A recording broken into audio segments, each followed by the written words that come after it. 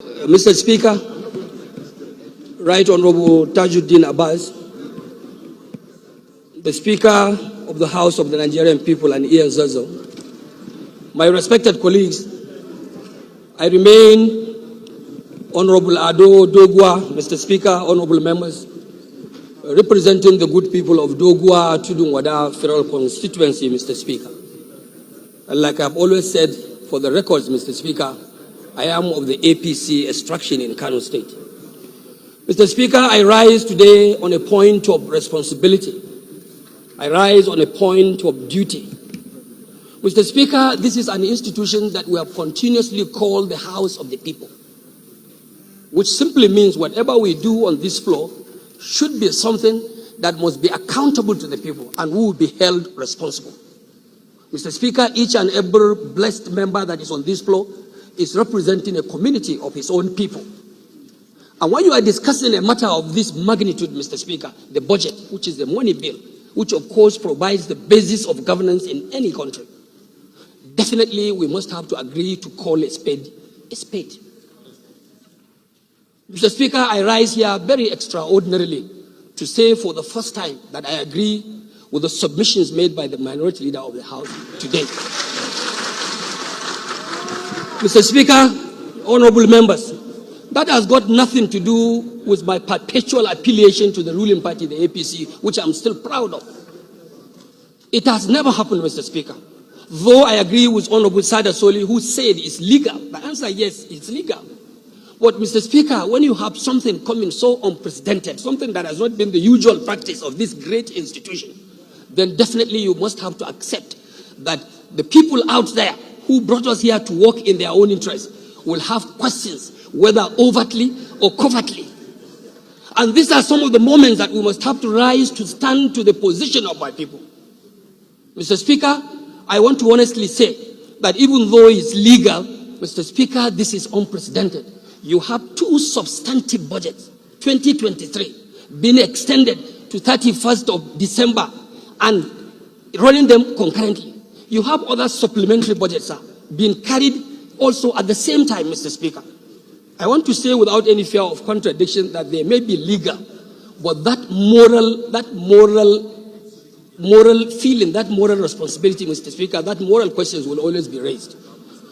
Reason why I rise to say so, Mr. Speaker, is for us as a house and an institution, while we have no cause whatsoever to stop it, I will be for it. And I will urge people to be for it. But at least at this critical moment, we must unite ourselves and we must stand collectively and send a signal to the government of the Federation that not everything could fly.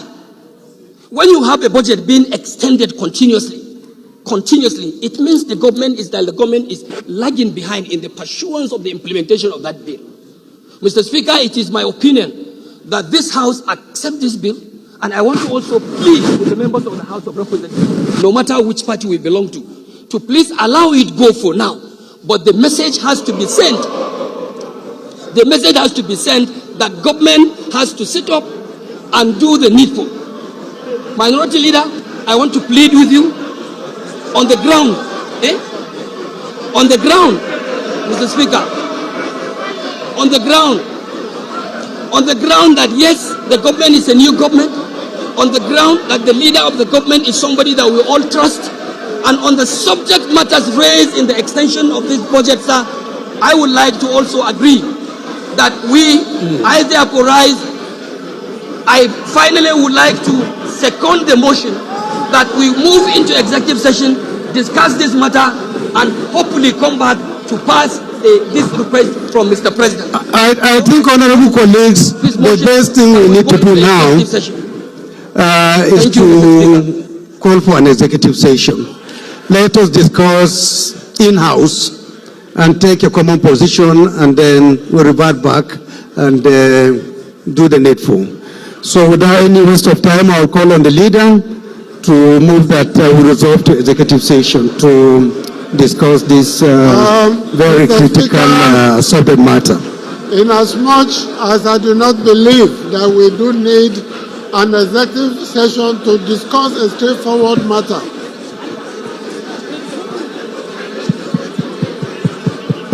Firstly, let me say that very sincerely there are things that are legal, but truly, morally, they might not appear to be very correct. The application for extension of the 2023 budget, it's also coming with an application for extension of the supplementary budget for 2023. We understand the implication. From the letter we received, it is mainly, in fact, only on capital projects. And we cannot ask that capital projects should be abandoned. We cannot also deny our country, which by implication means denying ourselves the benefits of capital projects. So, in principle, we might not oppose this. I might not oppose this in principle because I want these projects concluded. But in terms of procedure, I feel a little bit worried. A situation where we have 3 budgets running concurrently. And then we're also expecting, sincerely, a supplementary budget for 2024, which means that we have 4 budgets running in a country simultaneously. You will also recall that one of the major criticism against the PDP government was that we had no clear budgetary period, and so that we are returning to the era of January to December budget. But today, we are having not just 24 months, not just 12 months, but 24 months budget cycle. And so, whilst I would say that yes, it is in the interest of the country that these projects be concluded, but this process and procedure might not appear to be completely correct. In criticizing this, we will not just criticize, but profile an alternative, sir. And therefore, I will suggest that the House leader steps down this bill, and then we go back to the drawing board.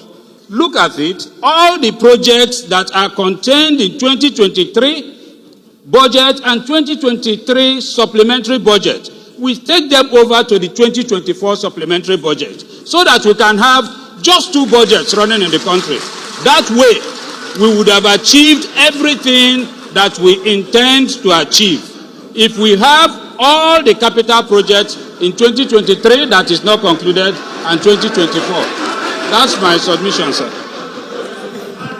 Thank you, leader, for your contribution. But I want us to please take away emotions.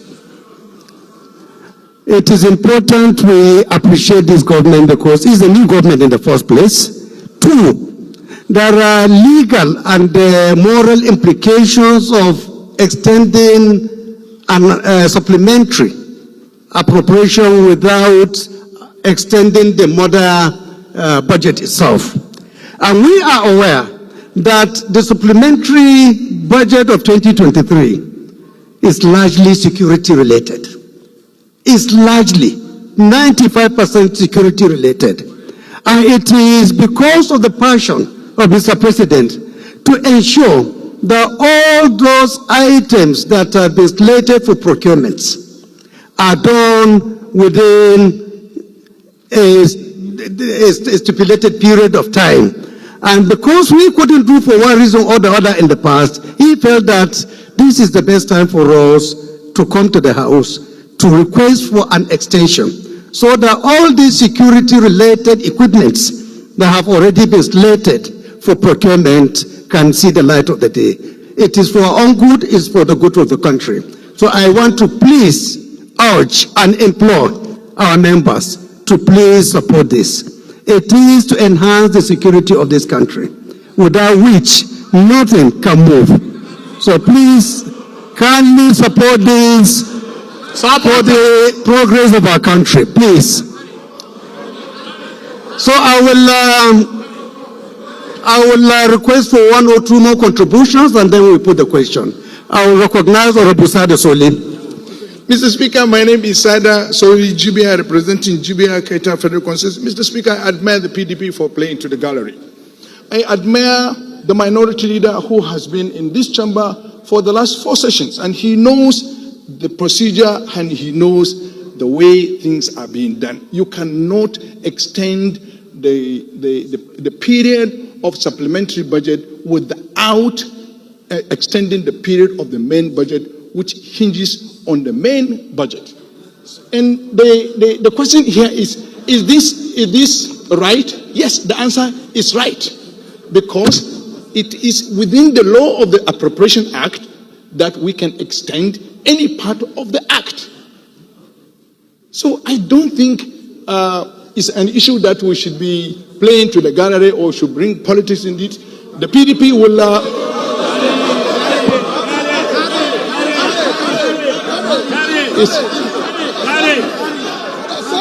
Mr. Speaker,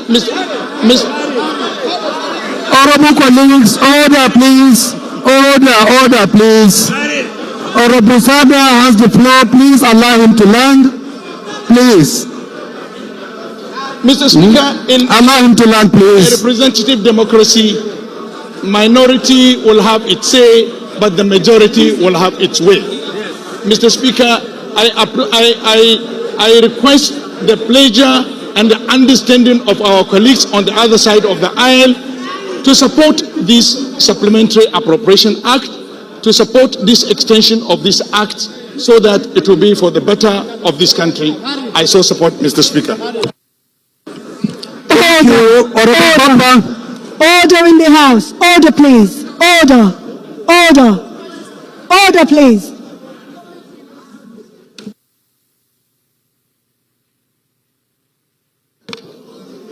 My distinguished colleagues, Mr. Speaker, this is the best moment of this House, where everybody is trying to express his feelings on the three budgets to be running concurrently if approved. Mr. Speaker, sir, I will want to move a motion that let the House go into a committee of the whole to discuss this issue amongst ourselves, executive session to discuss this issue amongst ourselves, then we come back to plenary. I move that we'll go to executive session, all the same. I don't think we need it. This is a straightforward matter. It is legal. What are we debating for? You have the gavel. Go ahead and move so that we can discuss further. Move to executive session. Any second leader, minority leader,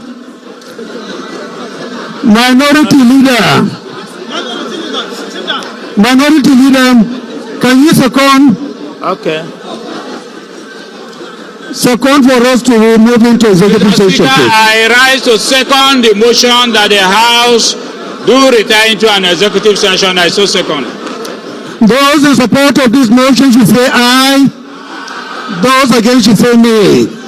The ayes have it. Standing in the name of the House Leader. Honorable members will recall that the House adopted the report of the Committee of the Whole on the bill on Tuesday, 11 June 2024. I therefore call on the Leader of the House to move that the bill be now read the third time. I'm from Edo State. I rise to move that a bill for an act to domesticate and enforce in Nigeria the International Convention Against Doping in Sports, establish Nigeria Anti-Doping Center to implement Nigeria's obligations to the World Anti-Doping Code, international standards, and for related matters, HB 1441, be read a third time. I so move. Minority Leader. Mr. Speaker, my dear colleagues, Kingsley Chinda, I rise to second the motion for the third reading of the bill HB 1441. I so second. Those